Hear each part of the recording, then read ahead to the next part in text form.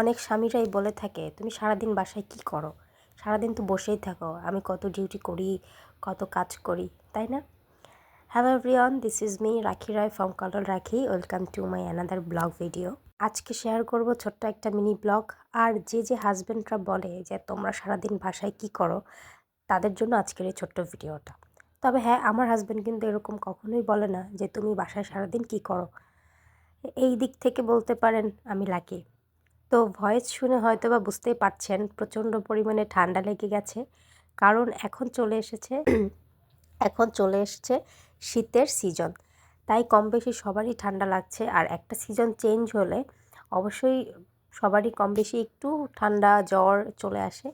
তো এই যে সকালে চলে এসেছি বাজারে, এখন একটা মুরগি কিনতে হবে। আমি দামাদামি করে নিলাম যে মুরগিটা দাম কত বা কীরকম কী। অবশ্য বাজারটা আমারই করতে হয়, তাই বাজারে গিয়ে দরদামটা কোনটার কত সেটা আসলে মাথায় থাকে। আর অনেকেই বলে মেয়েরা বাজার করতে পারে না। যারা এই কথা বলে তাদের উদ্দেশ্যে বলছি, মেয়েরা সব কিছুই পারে। মেয়েরা যেরকম ঘর সামলাতে পারে সেরকম বাহিরও সামলাতে পারে। আবার অনেকেই এটা খারাপ মাইন্ডে নেবেন। যারা খারাপ চিন্তা ভাবনা করবেন, আমার ভিডিও তাদের দেখার কোনো দরকার নেই। ফেসবুকে অনেক ধরনের কন্টেন্ট ক্রিয়েটার আপুরা আছে, ভাইয়ারা আছে, তাদের ভিডিও দেখেন। এই যে বাজারটা দেখতে পাচ্ছেন, এটা প্রতিদিন সকালবেলাই এখানে ওঠে এবং সবাই এই বাজারে সকালে হাঁটতে আসে। যারা মর্নিং ওয়াক করতে আসে তারা এখান থেকে বাজার করে। এখানে একটা জিনিস দেখতে পাচ্ছেন, এই যে এটা হচ্ছে স্পাইসি চিকেন করার মূল মশলা।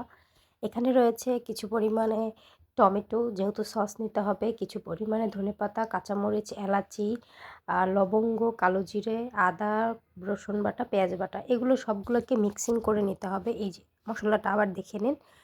তো এই হচ্ছে আমার চিকেন। ওই দুইটাকে আমি বেটে নিয়েছি পাটাতেই। চিকেনগুলো সাইজ করে কেটেছি যেভাবে স্পাইসি চিকেন করে। আর যেহেতু এটা বাসায় করব, তাই অনেক বড় বড় পিস করিনি, মিডিয়াম সাইজের পিস করে নিয়েছি। আমি একে একে দিয়ে দিচ্ছি সকল ধরনের উপকরণ। এই যে এটা হচ্ছে টমেটো, কাঁচামরিচ আর ধনেপাতা বাটার ওই যে মশলাটা। এরপরে লবণ দিয়ে নিয়েছিলাম, সেটা তো দেখতেই পেয়েছেন। এই যে এটা হচ্ছে এখন আদা রসুন আর পেঁয়াজ বাটাটা। আসলে এই আপনি যদি ঘরে ট্রাই করেন, যে কোনো ধরনের খাবারই আপনি ঘরে ট্রাই করতে পারবেন। এটা হচ্ছে চালের গুঁড়ো। চালের গুঁড়োটা দিলে ওটা হচ্ছে একটু মচমচ হয় আর শক্ত হয়। আর ময়দা দিতে পারবেন। ময়দা দিলে হয় কি, জিনিসটা নরম হয়। এই দিয়ে দিলাম চিনি। চিনিটা যত কম পারবেন তত কম খাবেন। আমি অনেক কমই খাই। এই হচ্ছে হলুদের গুঁড়ো। দিয়ে দিচ্ছি একটু লঙ্কার গুঁড়ো। এরপর দিয়ে দেবো একটু জিরার গুঁড়ো। মানে যা যা মশলা লাগে, কম কম ঘরে যা যা উপকরণ আছে সবগুলোই আপনি একটু একটু করে দিয়ে দেবেন।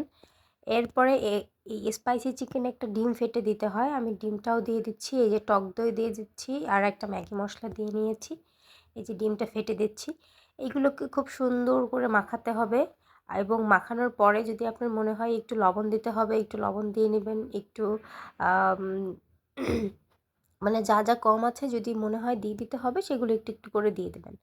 আর আমি এটাকে 30 মিনিট রেস্টে রেখে দিয়েছি। এটা অনেকেই হয়তো বা 1 ঘন্টা রাখে। আমার হাতে যেহেতু আজকে সময় কম ছিল, তাই আমি 30 মিনিট এটা রেস্টে রেখে দিয়েছি।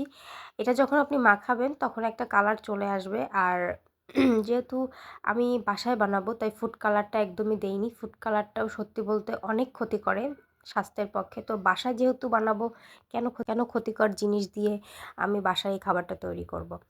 যাই হোক, এই যে মেখেছি, মেখে নেওয়ার পর এটার কালারটা দেখেন। এটা যতক্ষণ আপনি রেখে দেবেন কালারটা একটু চেঞ্জ হবে। তো 30 মিনিট পর আবার চলে আসছি। আগে একটা কড়াই দিয়ে রেখেছিলাম তেলটা গরম করার জন্য। এই যে এখন ভেজে নিচ্ছি। কিছুক্ষণ পরেই দেখতে পাবেন এটার কালারটা জাস্ট ওয়াও, একদম সিপির মতো। তো বাসায় চেষ্টা করলে কী না করা যায়। এই ছিল আমার সকাল থেকে দুপুর পর্যন্ত।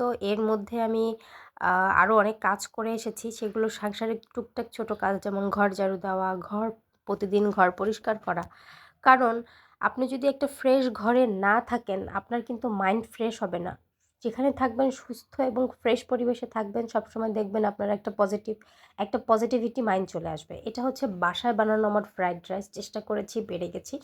তো বান্নার পরে চলে এসেছি বিছনা গোছানোর জন্য। কারণ হাজব্যান্ড সারাদিন অফিসে থাকে, সে বাসায় এসে যদি দেখে খাটটা অগোছালো, ঘরে ময়লা, তার মন মানসিকতাও ফ্রেশ থাকবে না। কারণ সে তো সারাদিন বাহিরে থাকে। তো বাসায় আসলে যদি একটু শান্তি না পাওয়া যায়, বা বাসায় আসলে যদি সে একটু রিল্যাক্সে না থাকতে পারে, তাহলে কেমনে কী হয় বলেন? তো এই যে আমি হচ্ছে আমার অনেক কাজ করতে একসাথে হয়তো টাইম ম্যানেজ করতে পারি না, কিন্তু বলবো না যে টাইম পাই না। আমি যথেষ্ট পরিমাণে যেই কাজটা করার মন থেকে ট্রাই করি, যেই কাজটা করবই, আমি তার জন্য সময় বের করে নিই। সেটা হয়তোবা সকালে অথবা রাতে। তো আজকে এতটুকুই। দেখা হবে পরবর্তী কোনো ব্লগ ভিডিওতে। এই হচ্ছে আমার ফাইনাল বেডরুম ক্লিন পরিষ্কার। যাই হোক, বাই বাই।